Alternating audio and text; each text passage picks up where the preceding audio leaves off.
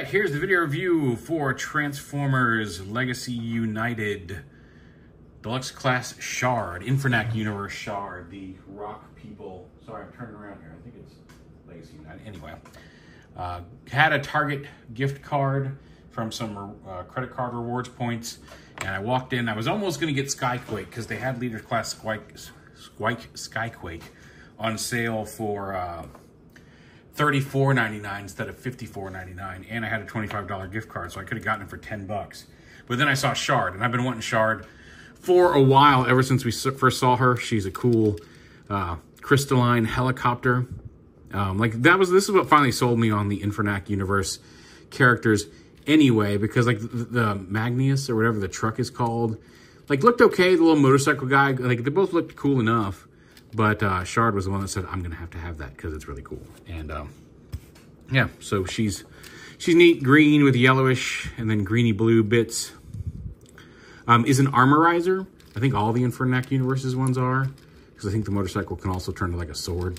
So they're basically weaponizers. They can come apart and pop onto other Transformers as weapons or armor. And one of the things that I like about SHARD, because again, I haven't played with Magnus or I can't remember what the motorcycle's name is, but I know he just turns to a sword. I don't think he comes apart.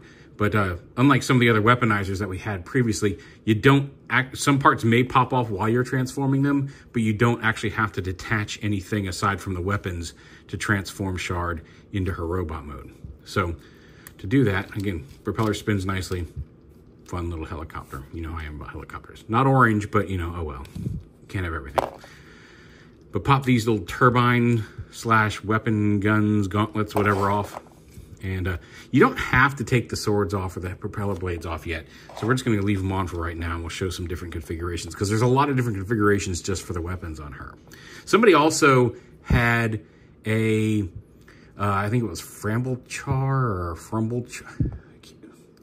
somebody on Twitter came up with a cool rhinoceros beetle / weevil type mode, with this being the horn and this being the back, moving these plates up onto here, and then these four things, and I can't remember what and I think the arms were oh no, then these pieces, like, but made some cool, like, turned it like 6-legged beetle with like this facing forward, and it looked really neat. I only saw that like 10 minutes before I started shooting this video, so I haven't figured out exactly how to do it yet, so I'm not going to show that off, but know that it is possible. Framblechar, I don't know.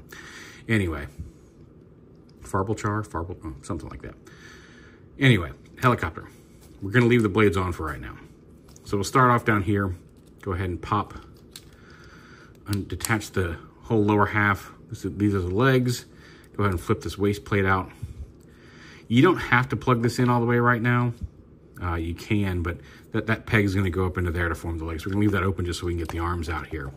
And pop this whole panel up here, hinge it out like that. Go ahead and plug that in. I guess we didn't need to have that clearance there, so that was fine to go ahead and plug that in. This comes down, this whole assembly, and I like that her head is facing forward in vehicle mode, kind of staring out the windows. That's cool. But fold this down, you can see there's a couple pegs here. That's where the legs peg in for vehicle mode. But this little slot right here is going to peg onto this part of the crotch waist piece. So fold that down. You don't want to push this all the way in. You want this to come out and kind of leave a hollow space there, which is fine because these panels are going to fold out. You can see that tab there, and close up that space. So you're not even going to see any of that hollow space, I guess, unless you look at just the right angle there. Rotate the arms around like that.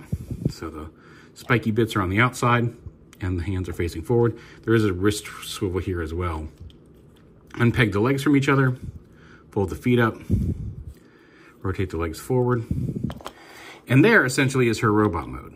You can do, like I said, these swords can come off. I've been told that these can be fragile if you try to grab them up here. So always try to grab them if you're pulling them out right from where they peg in, just so you don't risk snapping them, because anything long, leverage can be bad. But and these can attach. You can kind of attach them to the thighs, but they get in the way of a lot of things. You can plug them into the forearms. They can also be held as weapons. We'll show some of that off, but. Plug them into the forearms here for the time being. robot mode. Like what I like to do with the propellers is fold, this piece lifts up. Just because then if it's straight down, it makes her bend forward because it's just a little too long, but it's supposed to snap out like that and kind of stick out the back. So I usually fold the lower two down, kind of hold this in the middle and fold those two down to grip that tail. And then leave these, you can leave them the angle they're at, or just angle them a little bit so they kind of come up over the shoulder. And that's, I mean, I try to make these even so they sit evenly on either side of that, over the shoulders. But yeah, so you can do something like that. You can also fold these down to just kind of form a cape on the back. A little obtrusive, but not the end of the world. You could have them if you wanted to fold them straight up against each other. Have them just kind of stick up over the back. My point is you can do a lot of different things with the propellers on the back, however you wish. Now, one of the things that's frustrating, and there is, I did see, I was looking at a different add-on kit for a Jeslyn bell. Jeslyn on Twitter shared a link to a replacement blade for Magmatron. And when I was looking at that, that same company also has a kit that would allow this to be different, because the swords, or the blades, I guess, only have, they have a peg here, but they all have a slot on them. So you can't, the slot doesn't fit in the hand. So you can't have them hold, have her hold the swords in a straight up and down. They have to either go in like that. And the official instructions say you can have her hold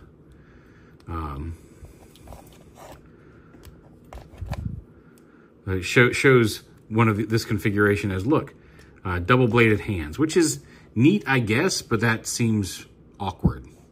Like those stabby things. You can also, you do have to be mindful of the tab there, but the tab can fit in between any of these teeth in the turbine. So if you just want to attach a blade into that as like a melee forearm weapon, you can. You can also, there's also a peg hole inside of here. So if you want to have some weird arm blade action going on, you can do that. You can also take these, like a double arm blade, that's kind of cool. Take these and have them be held as like weapons with either a bladed sword on them or just as a weapon. And then you can take these swords and attach them in a different forearm blade configuration. So if you want those to be handguns or some sort of blasters, you can put blast effects in there, however you want. You've got a lot of different options with the arm blades and the arm weapons. Go ahead and take those off for a moment and just go over the articulation here on SHARD. She's got a side-to-side head, dual hinge at the shoulder, a bicep swivel, an elbow hinge with aforementioned wrist swivel. She's got a waist swivel, dual hinge hips, hinge knee. That's one of the places she can attach to or detach to form a weapon. And then a front and back ankle tilt and a side-to-side ankle tilt. These all come off as, like I said, as weapons. These armor panels on her shins can also come off. So again, you've got a lot of different ways to configure, even within her base mode.